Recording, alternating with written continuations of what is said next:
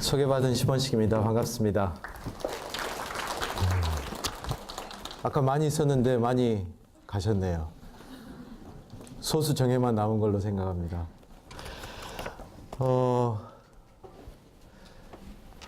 새로운 게 늘 좋은 거는 아닙니다. 특히 전공 선택하는 것은 상당히 이제 중대한 의사결정이죠.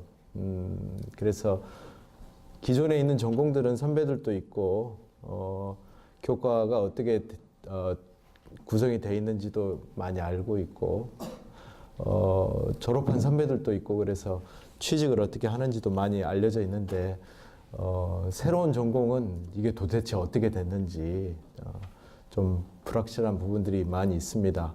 아무쪼록 오늘 전공 설명회를 통해서 여러분들이 가지고 있는 그런 불안감을 조금 해소시켰으면 하는 바람이 있고, 아마 오늘 소개하는 것은 아무래도 마케팅이니까 긍정적인 면들을 많이 부각을 할 겁니다. 여러분들이 잘 새겨 들으시고 궁금한 점이 있으면은 저한테 직접 연락을 하셔도 되고, 그다음 방금 전에 소개한 우리 데이터 사이언스 연계 전공 코디네이터이신 박성혜 박사님, 여러분들이 가지고 있는 브로셔 가장 뒷면에 보면 사무실이 있습니다. 그래서 질문을 해주시면은 저희가 이런 생각을 합니다. 이제 박성희 박사님도 그렇고 저도 그렇고 부모 입장에서 사실은 혹시 우리 중에 학부모님 오신 분 계시나요? 네. 예, 학부모님도 오셨는데 부모 입장에서 좀 답변을 이렇게 해드리도록 하겠습니다.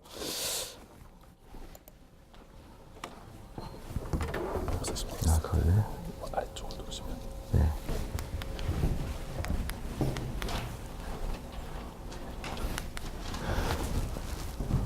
뭐 데이터 사이언스 하면 여기는 굉장히 장밋빛 전망이 나와 있는데요.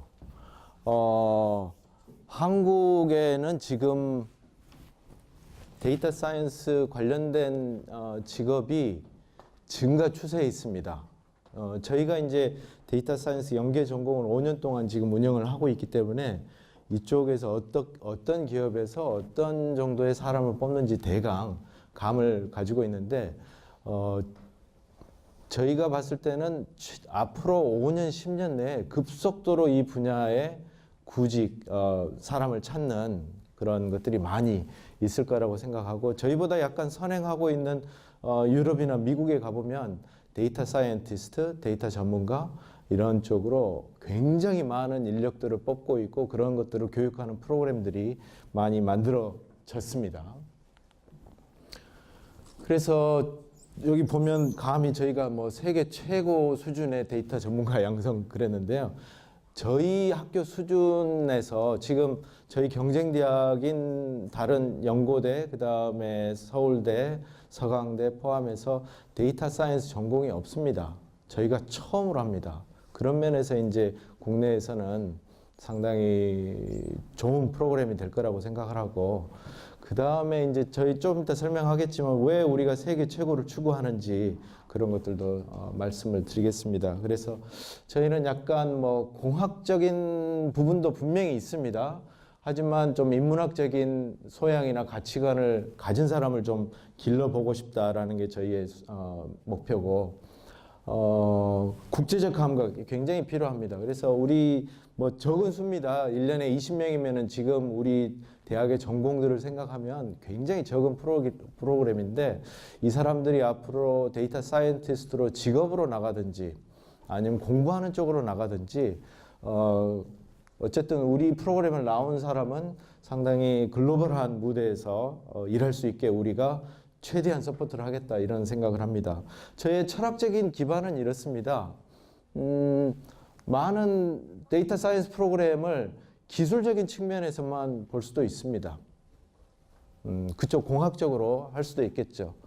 하지만 또 저희는 그 사람 소비자 또 인간 이런 측면에서의 그런 인간이 분명히 있다. 왜냐하면 이용자로서 설계하는 사람으로서 그걸 굉장히 강조하고 싶고, 그 다음에 이제 결국은 사람들이 이해할 수 있는 정보 형태를 우리가 만들어내고 링크를 하려고 하니까 이런 인간과 기술 정보, KT에 보면 People and Technology 이렇게 돼 있더라고요. 저희는 People, Technology and Information 이 삼각형의 어떤 균형적인 감각을 계속해서 학생들이 가지고 장기적으로 이런 분야에서 리더로 우리가 될 수 있도록 우리가 교육을 하겠다는 게 우리의 목표입니다. 저희가 이제 연계 전공을 지난 5년 동안 교육부 특성화 사업을 통해서 성공적으로 운영을 했습니다. 저희가 4번 평가를 받았는데 저희 학교에 우리 상대 6개의 프로그램이 있었는데 4번 연속 A를 받은 프로그램은 아마 저희가 유일하다고 생각합니다. 그만큼 성실하게 또 알차게 했는데 그때 만든 과목들이 있습니다. 근데 이제 연계 전공이라는 게 제한이 뭐냐면 1년에 과목을 개설할 수 있는 게 8개 뿐입니다. 그래서 이번에 이제 본 전공으로 우리가 만들면서 과목을 대폭 우리가 늘리게 됐는데 이제 크게 교과 과정으로 보면 저희는 이런 생각을 가지고 있습니다.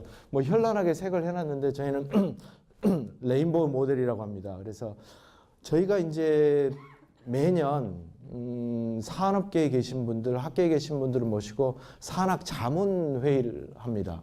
그래서 그분들이 데이터 사이언스에 대해서 어떻게 생각하시는지, 앞으로 직업 시장이 어떻게 되는지 말씀하시는 것을 들어보니까 지금 현 단계에서 데이터 사이언스, 데이터 전문가로 하는 사람들은 뭐 한 가지를 가지고 깊이 이렇게 파는 것보다는 데이터 분석이나 어떤 의사결정에 지원하는 그런 것들을 할 수 있는 다양한 기술들, 다양한 범위의 지식들을 접한 사람들이 와서 전문적으로 어떤 한 영역을 파는 것. 그래서 교육 과정에서는 상당히 다양한 기술들이나 다양한 범위의 과목들을 우리가 제공해 주려고 합니다. 그래서 기초 과목 1, 2학년 때 듣는 기초 과목들이 있고 그 다음에 거기다가 이제 데이터 관리라든지 데이터 분석, 빅데이터, 정보학 이런 것들이 이제 주요 과목들이 되겠고 3, 4학년, 4학년 초반까지 듣고 이때 이제 복수 전공이나 아니면 본인이 관심 있는 영역을 통해서 경영학에 이걸 어플라이를 하고 싶다.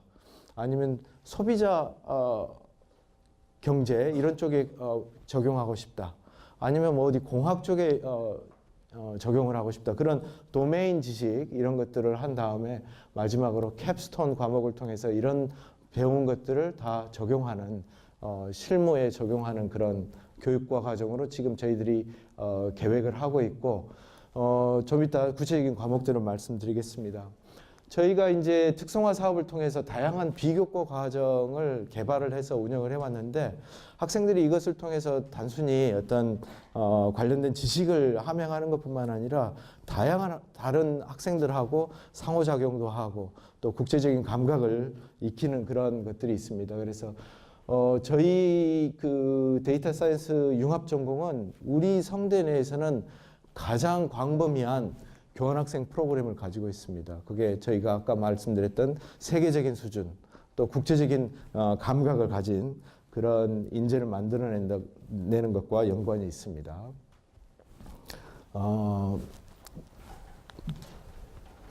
저희가 이제 5년 동안 하면서 연계 전공을 했을 때 굉장히 다양한 학과에서 저희 데이터 사이언스 복수 전공을 하기 위해서 왔습니다.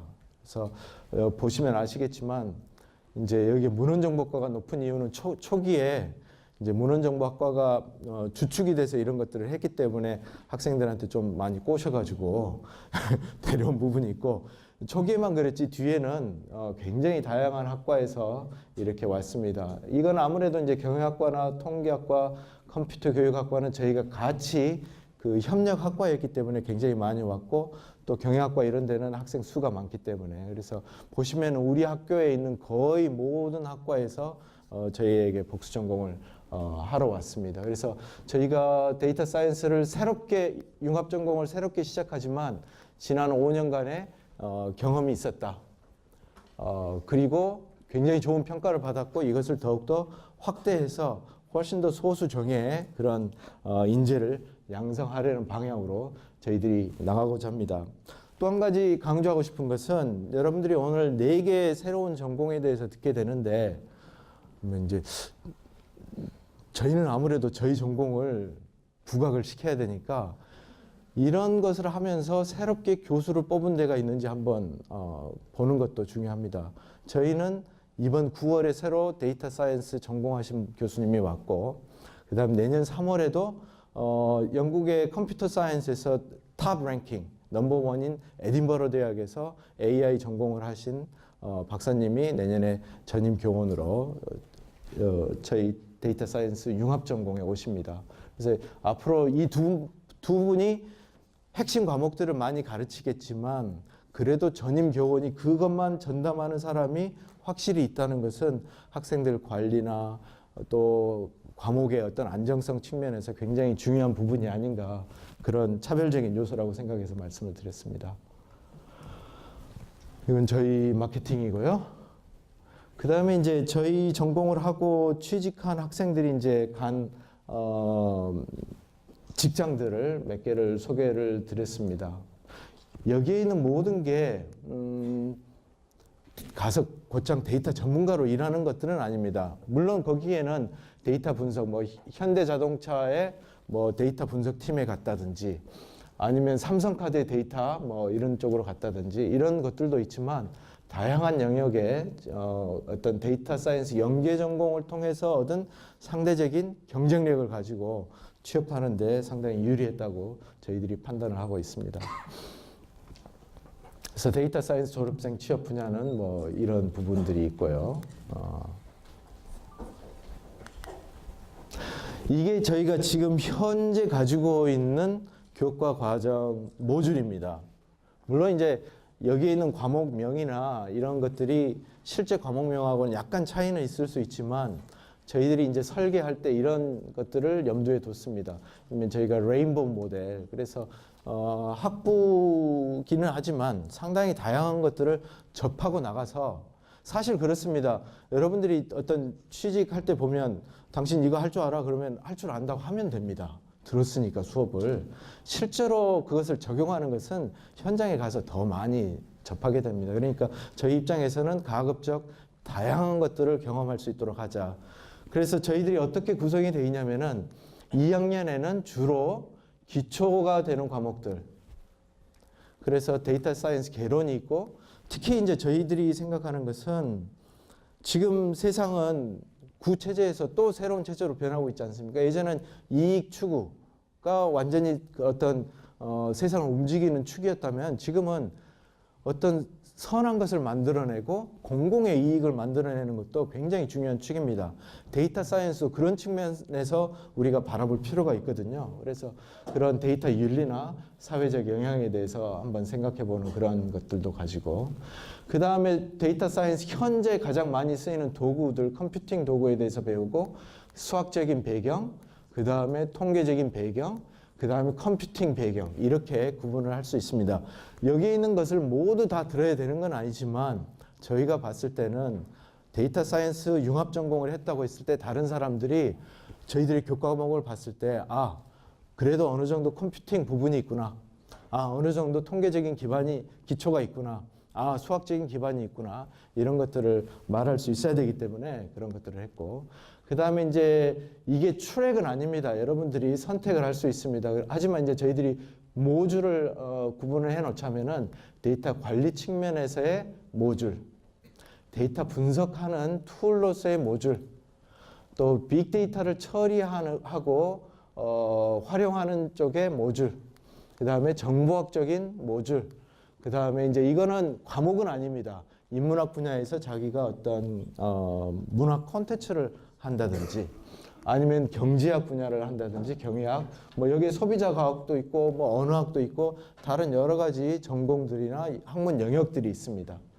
이런 부분들이 이제 있고 여기에 이제 빨갛게 되어 있는 것들이 핵심 과목이고 나머지들이 일반 과목이 되겠습니다. 다시 한번 이제 강조드리자면 여기에 있는 것들이 하나의 과목인 경우도 있고 그렇지 않은 경우도 있고 꼭 과목명이 머신러닝 이렇게 돼 있는 건 아니지만 이런 것들을 구체적으로 다룰 수 있는 과목으로 저희들이 설계를 하겠다는 겁니다. 그래서 가급적 저희 계획은 내년도에 이 기초 과목들의 상당 부분을 개설하려고 지금 저희들이 준비 작업 중에 있습니다. 참고로 이제 저희 과목들을 가르치시는 분들은 이런 분들입니다. 아까 말씀드렸던 전임 교원 2분 있고, 그 다음에 상당수의 강사분들이 실제로 인더스트리에서 이렇게 일하고 계신 분들, 그래서 그런 분들이 과목을 가르칩니다. 그러다 보니까 약간 이제 야간 수업도 좀 있고 그렇습니다. 그거는 저희가 봤을 때는 약간 감수해야 되는 부분이 아닌가. 왜냐하면 그분들이 가르칠 수 있는 시간대가 저녁 시간밖에 안 되기 때문에. 그래서 뭐 날마다 그런 건 아니지만 일부 과목들은 야간에 개설될 그런 가능성도 있다.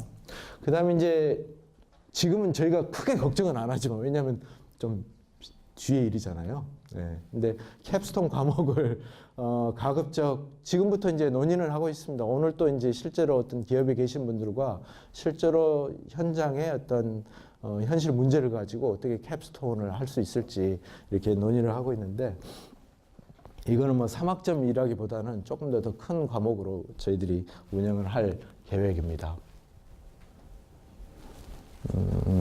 앞에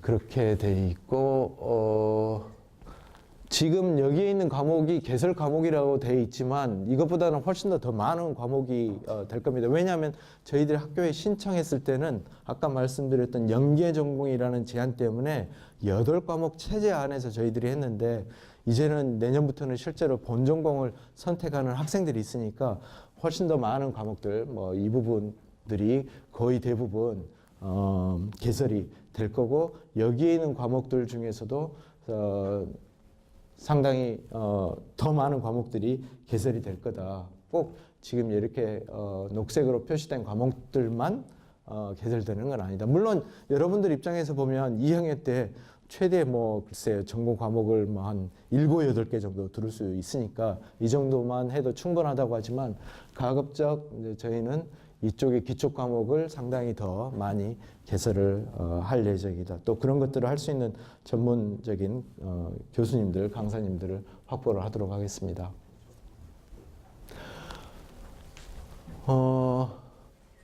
그래서 이제 저희가 지금까지 한 그 과목을 보면 실제로 이건 있는 과목입니다. 소셜 데이터 실습. 그래서 실제로 기업에 계신 분들, LG CNS, 그 뒤에는 이제 데이터 마케팅 코리아 이런 업체들하고 같이 해서 현실 문제를 가지고 학생들이 직접 소셜 데이터를 분석해서 인사이트를 제공하는 그런 것들도 하는데, 아마 이제 지금 말하는 거로는 내년에는 성대를 주제로 성균관대학교 SNS 관련된 SNS를 함께 이렇게 분석을 한번 해보자. 그래서 보고서를 한번 만들어보자. 그런 계획을 가지고 있습니다.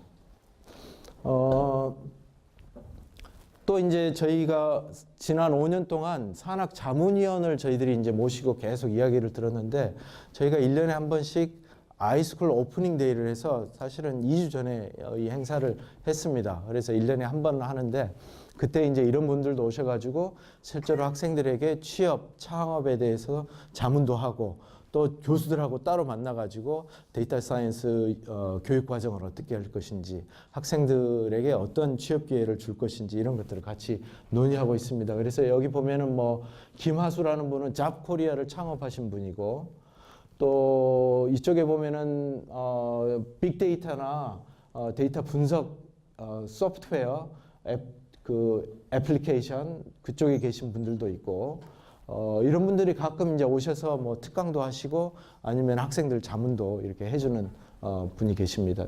또 이제 공공 데이터도 굉장히 중요한 부분이기 때문에, 이분이 지금 서울시의 통계 데이터 담당으로 계시다가 아마 국토교통부로 이렇게 행정안전부 가서 빅데이터 하시는 분인데, 아무튼 이런 분들도 여러분들이 직접 만나서 상담도 할 수 있고 또 자문도 받을 수 있는 기회를 계속해서 가지려고 합니다. 영문으로 되어 있는 거고요. 그래서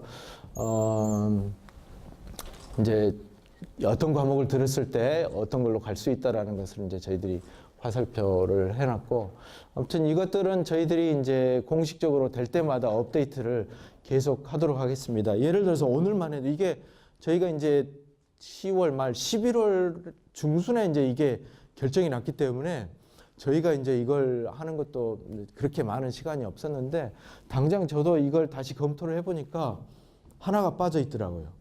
그게 뭐냐면은 요새 모든 정보가 맵 기반으로 굉장히 많이 활용이 되지 않습니까? 그래서 GIS, 그 다음에 로케이션 기반 데이터 분석, 이런 것들도 굉장히 중요한 부분이고, 여기에서 이제 데이터 관리나 데이터 분석적으로 핵심적으로 포함이 돼야 되겠다, 이런 생각이 듭니다. 그래서 방금 전에 제가 말씀드린 것을 보면 아시겠지만, 이게 좀 자리를 잡을 때까지는 조금 시간이 걸릴 거다. 하지만 여러분들이 여기에 대해서 고민할 필요는 없습니다. 왜냐하면 내년 1년 동안은 상당히 기초 과목을 들을 거고, 그 과목들은 이미 상당히 자리를 잡았기 때문에. 그래서 이 졸업 요건, 이것들은 크게 다른 전공들하고 차이가 나지 않습니다. 그래서 단일 전공으로 했을 때 이런 것들도 있고, 그 다음에 주로 이제 일반형 복수 전공. 그래서 지금 데이터 사이언스 연계 전공을 듣는 학생이 이미 270명이 있습니다. 그래서 그 학생들은 행정적인 거기에 따른 절차가 있겠죠. 그걸 그대로 가든지 유지를 하든지, 아니면 그걸 이제 학교에서 결정을 해서 그 학생들에게 이제 안내를 하겠지만, 저희 입장에서 보면은 데이터 사이언스 융합 전공을 전공으로 하느냐, 복수 전공으로 하느냐, 아니면 심화형 복수 전공, 이건 이제 새롭게 생긴 건데, 실제 학점 차이, 그 과목 수로 보면 그렇게 큰 차이는 나지 않습니다. 하지만 이제 여러분들의 이제 졸업장에 이런 부분들이 드러나기 때문에 여러분의 필요에 따라서 이것을 선택하면 되고, 이것이 아니더라도 데이터 사이언스 서티피케이트 과정도 있습니다. 그래서 지금 현재는 연계 전공을 할 때는 서티피케이트를 하면 과목 몇 학점, 그 다음에 비교과 과정 어떤 것들을 해서, 지금 여기는 비교과 과정은 안 들어갔는데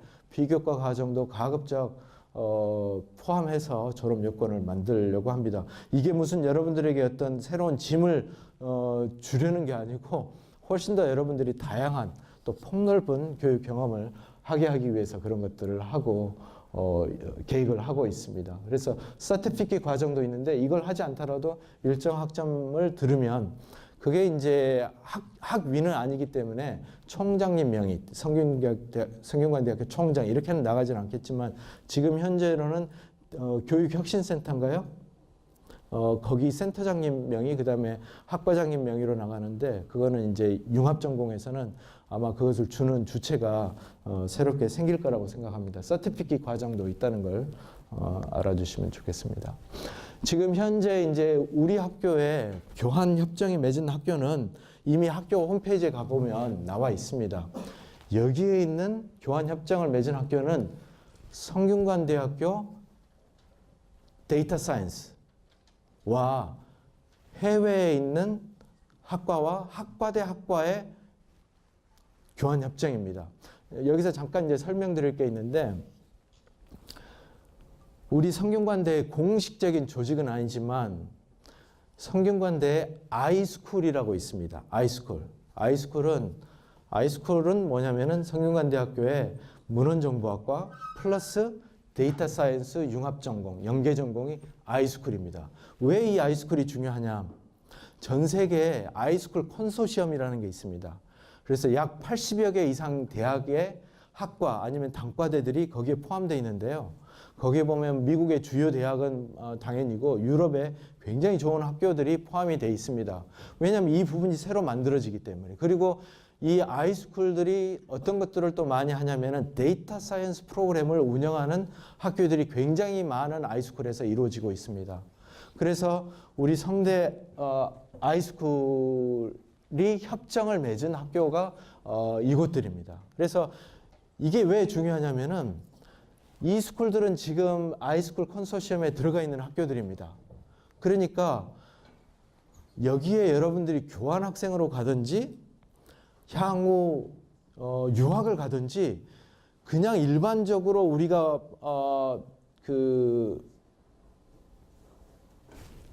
교환협정 맺어가지고 가는 거하고는 상당히 다른 차원의 대접, 관계를 형성할 수 있다는 겁니다. 지금 저희가 지난 4년 동안 몇 명의 학생들이 46명의 학생들이 이 학교의 하나로 갔습니다. 그래서 저희는 앞으로 이것들을 쉽지 않습니다. 사실은 교환협정 맺는 게 우리 학교 여러분들이 꼭 해보셔야 될 게 뭐냐면은 이 학교 명단하고 이거는 학과 대 학과라고 있습니다. 그다음 우리 학교에 있는 학교 대 학교의 협정 맺은 데를 한번 봐보세요.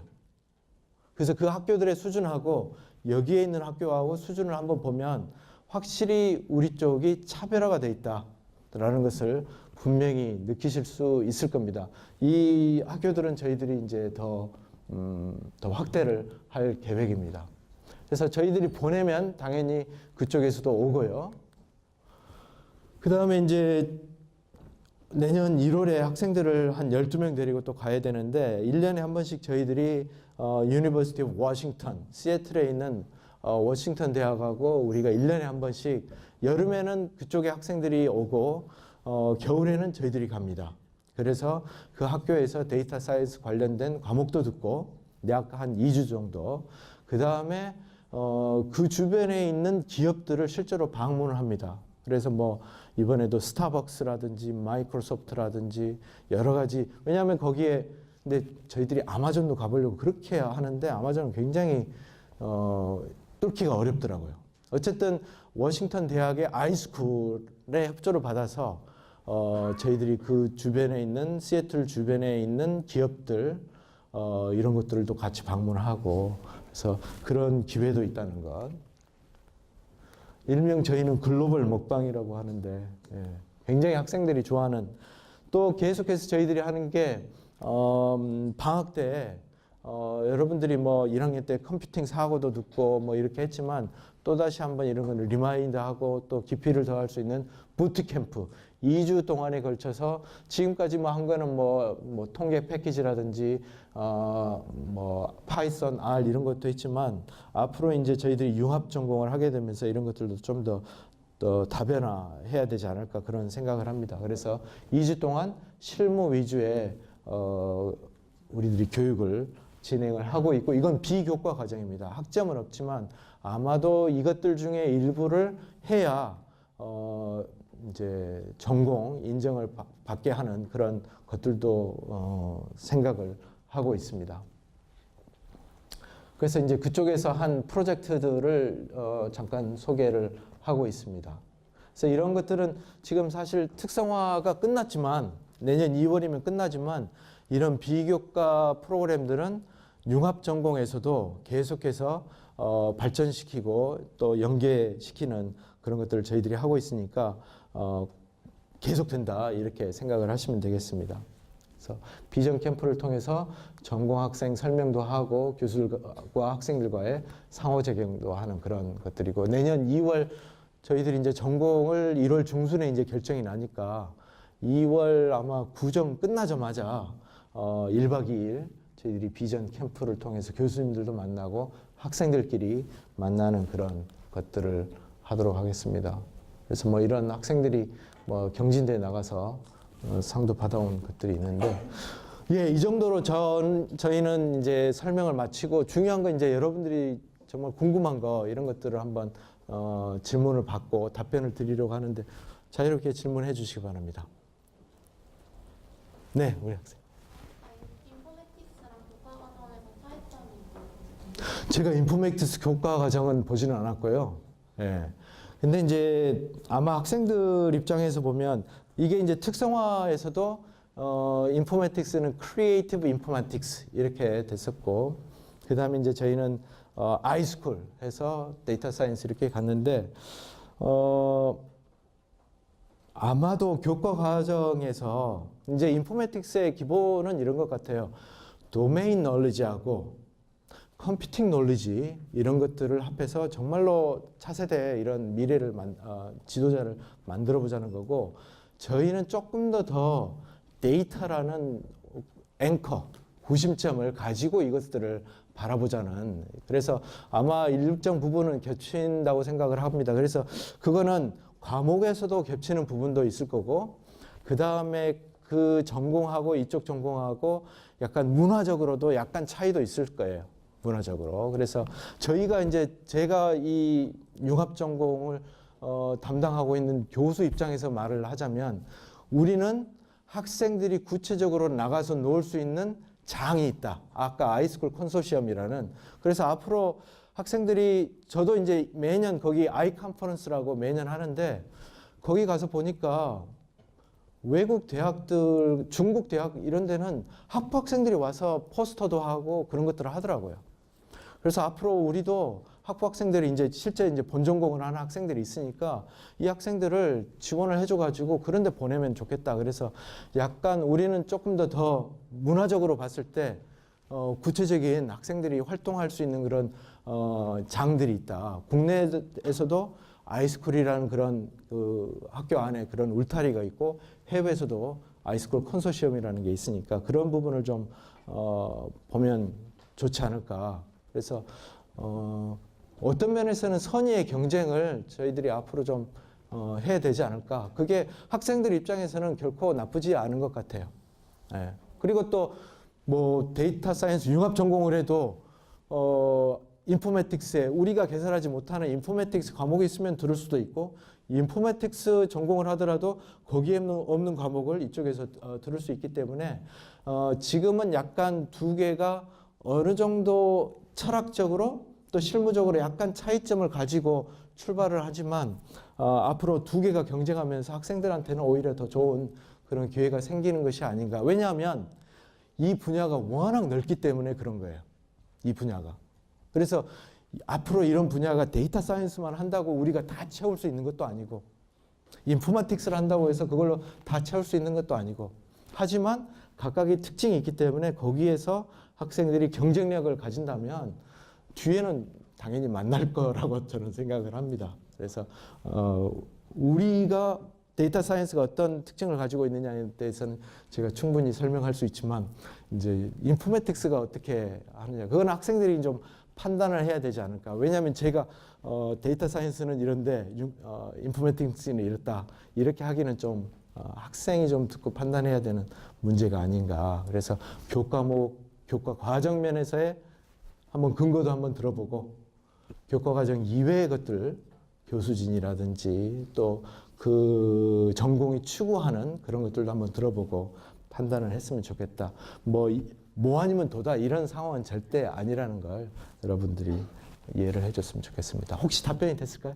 네. 또 다른 저기 뒤에 가장 뒷줄. 네.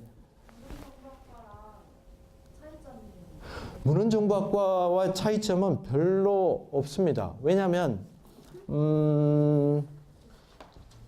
이걸 시작할 때 이제 문헌정보학에서 이제 주관 학과로서 했지만 실제로 이제 저희들이 초반에는 이제 많은 작업을 했죠. 준비가 안 됐었고 전임 교원들이 없었으니까. 근데 이제 지금 데이터 사이언스 융합 전공은 데이터 사이언스로 뽑은 그 교수님들이 관여를 하고 저희들은 후원하고 이런 거기 때문에 일부 문헌정보학과의 이제 아까 말씀드린 저희의 그런 철학적인 기반 이런 부분들은 문헌정보학이 상당히 큰 기여를 한다고 생각합니다. 어떤 부분이냐면은 만약에 이것을 공학적인 학문으로 생각했다면 거기서는 최적화가 끝입니다. 어떤 철학적인 기반이라고 했으면. 근데 약간 문헌정보학의 철학적인 기반이 같이 가는 것이 상당히 데이터 사이언스를 건강하게 만드는 좋은 계기가 될 것 같다는 생각이 드는 게 뭐냐면 문헌정보학에서는 정보는 많은 사람에게 보다 공평하게 제공돼야 된다. 공유돼야 된다. 이런 철학적인 기반들이 있거든요. 그래서 그런 철학적인 기반들은 오고 과목들 중에서도 정보학 분야의 일부 과목들은 크로스 리스팅을 해서 학생들이 선택할 수 있지만 실제로 데이터 사이언스 융합 전공을 하면서 내가 문헌정보학과 과목을 듣는 거 아니야? 그런 것들은 이제는 없을 거다. 그렇게 말씀을 드릴 수 있을 것 같습니다. 그래서 철학적인 기반은 갖고 왔고 일부 과목은 가져왔지만 그것은 경영학과 과목을 저희들이 크로스 리스팅하는 거나 아니면은 뭐 소비자 가족학과의 과목을 크로스 리스팅하는 거나 그렇게 별반 차이가 없다. 지금 현재 저희 문헌정보학과가 주관학과는 연계 전공이었을 때 그렇고 지금은 협력학과로서 문헌정보학과, 소비자가족학과, 그 다음에 경영학과, 그 다음에 언어학 이 부분이 지금 들어와 있고 앞으로 이런 협력 관계를 더 많은 학과로 확대할 계획은 있습니다. 혹시 답변이 됐는지? 네. 그 앞에 학생도 다 손을 들었었는데, 네. 모집 기준은 학점으로만 하나요? 사실은 저희는 학점을 100% 믿지는 않는데 아마도 그렇게 되지 않을까 생각을 합니다. 그래서 지금 이제 연계 전공이었을 때는 복수 전공은 사실은 제한 없이 이렇게 할 수 있게 하기 때문에 그렇지만 이것은 본 전공은 20명이라는 확실한 정원이 있기 때문에 학점으로 하게 될 가능성이 다분히 높다. 90% 이상이다. 95% 이상이다. 99% 정도는 될 거라고 생각을 하고 다만 이게 이제 우리 학교의 모든 캠퍼스에서 오기 때문에 단과대별로 뭐 학점에 약간 뭐 차이도 있고 그러지 않겠습니까? 그리고 너무 쏠리는 것은 그러니까 특정 단과대에서만 학생들이 오는 것은 저희들이 별로 바라는 지향하는 바는 아닙니다. 그래서 예를 들어서 단과대별로 최대 몇 명, 사회과학대 5명 예를 들어서 또 문과대에서 뭐 5명 뭐 이런 식으로 해서 좀 다양한 데서 다양한 아직 전공을 하지는 않았지만 그래도 좀 다양한 학생들이 올 수 있도록 할 예정인데 학점에 대해서는 선발 기준에 대해서는 제가 혹시 말한 게 잘못됐을까요? 네, 그렇게 될 것 같습니다. 네. 네. 또 여기 앞쪽에서도 질문. 네. 이쪽. 뭐 네. 이거를 제1정신으로 적용을 하게 되면 네. 졸업을 한 후에 취업이나 대학원 진학을 하게 될 텐데 네. 만약에 이게 데이터 사이언스라는 학과가 성대에만 이제 개설된 학과라고 강조를 하셨는데 만약에 이게 취업이 될 때 어떤 강점으로 작용이 된다면 네. 저의 학과에 대해서 어떻게 그런 기업 쪽에서 설명이 될 건지 또 대학원을 진학을 한다면 어떤 학과로 어떻게 구체적으로 진학을 해야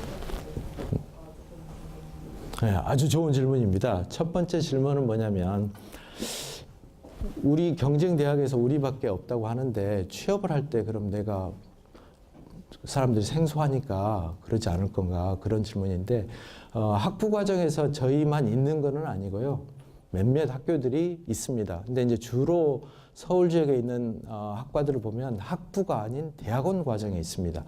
당장 우리 성대에도 융합 데이터 사이언스라는 대학원 프로그램이 있고 국민대도 있고 세종대에도 있고 여러 학과에서 대학원 과정에 있는데 우리 수준에서는 지금 보면 학부에 이렇게 공식 전공을 만드는 데는 우리 성대가 처음이다.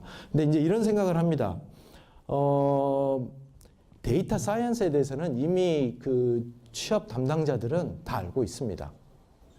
앞으로 그게 그 방향으로 가야 된다. 또 일부 그런 데이터 아주 인텐시브한 그 산업들, 카드 산업, 금융업 이런 데서는 그런 쪽으로 사람을 뽑고자 하는데 저는 아주 간단하게 답변을 하면 이런 겁니다.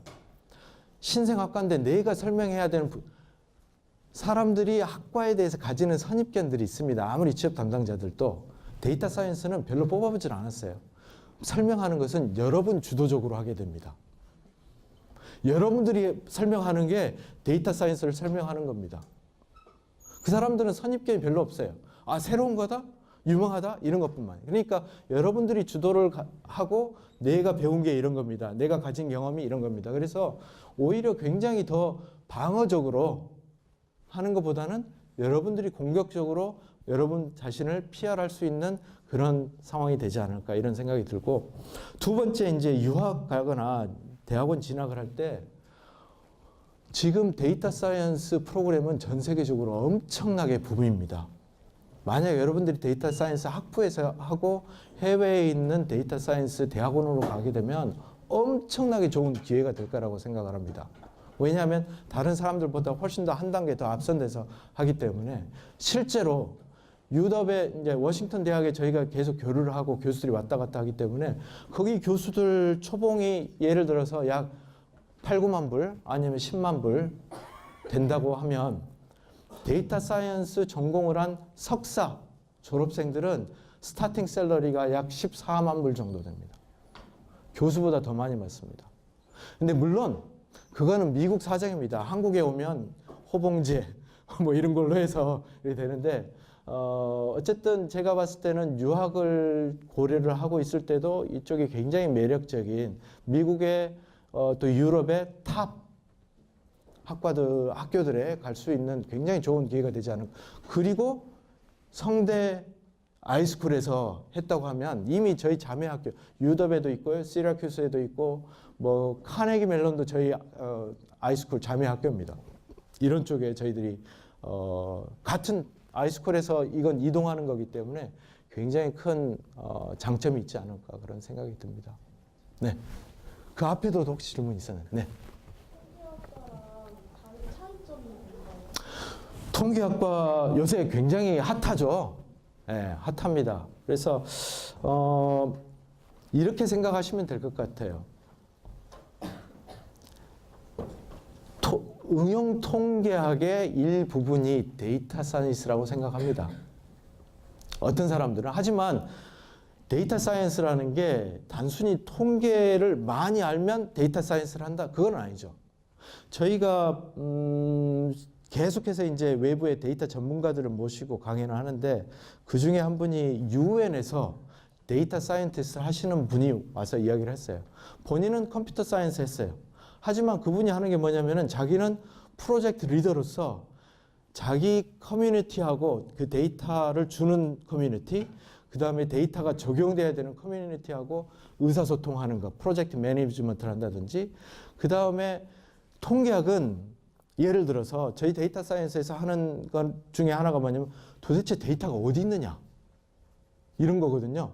통계학은 데이터가 있다라는 걸 가정하고 시작하는 거거든요. 그래서 저희는 물론 통계학보다 어떤 깊이 면에서는 당연히 3년 내내 그걸 배우는 거하고 기초 과목 또 응용 과목으로 몇 개 배우는 거하고는 차이가 있지만 저희는 훨씬 더 넓은 스펙트럼에서 이런 것들을 하고 통계학뿐만 아니라 컴퓨팅 또 의사결정 이런 것들까지 접합해서 하니까 그런 보다 더 넓은 스펙트럼을 가진 분명히 거기에 데이터 사이언스의 핵심 영역이 통계학이라는 것은 의심할 여지가 없습니다.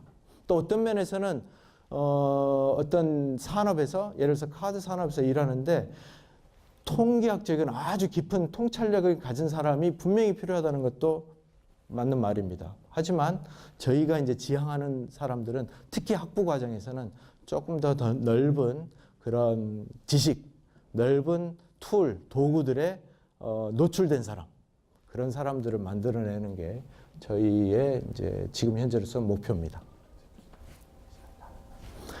예, 한 질문만 받을까요? 예, 마지막 질문. 네. 학과별로 네. 인원수 제한을 두신다고 하셨는데 네. 20명이면 아마 인문 계열에서 5명, 사회학 5명, 뭐 공학 계열 5명, 자연과학 계열 5명 이런 식으로 되겠죠? 꼭 그렇지는 않을 수 있어. 일단은 이론적으로는 그렇습니다. 네. 그러면은 네. 제 인문 계열 학생인데 네. 인문 계열 학생은 전체적으로 학점이 높잖아요. 그런가요? 그런 경향이 있다고 저- 생각을 하는데 전혀 그렇지 않습니다. 근데 그러면은 네. 그 제가 이번에 못 들어갈 것 같은 느낌적인 느낌이 아. 학점으로 자르신다고 해서 그러니까 그거는 이제 저희가 결정한 게 아니고 학교 전체적으로 아마 그렇게 그런 구조로 가는데 그래서 드리고 싶은 질문은 네. 그 이번에 대계열 진입으로 못 들어가더라도 네. 복수 전공을 저 이전처럼 똑같이 할 수 있나요? 당연합니다. 본 전공뿐만 아니라 우리 학교의 다른 여러 전공, 의과는 아니겠죠. 의대는 아닌데 그런 정부에서 정원을 관리하는 그런 학과 빼놓고는 20명 저희 본 전공 아니더라도 복수 전공, 그 다음에 심화형 복수 전공. 아까 보셨듯이 차이가 불과 3과목 차이입니다. 심화형하고 본 전공하고. 그래서 실제 그런 여러분들이 배울 수 있는 스킬셋 면에서는 별로 차이가 나지 않을 거다. 그런 생각이 듭니다. 혹시 답변이 됐을까요? 네. 예. 예, 그럼 혹시 여러분들 질문이 있으시면 저한테 연락을 하셔도 되고 우리 브로셔 뒤에 있는 박성희 박사님 우리 데이터 사이언스 코디네이터 사무실이 있습니다. 가시면은 차도 주고 또 친절하게 상담을 해드릴 테니까 찾아보시면 되겠습니다.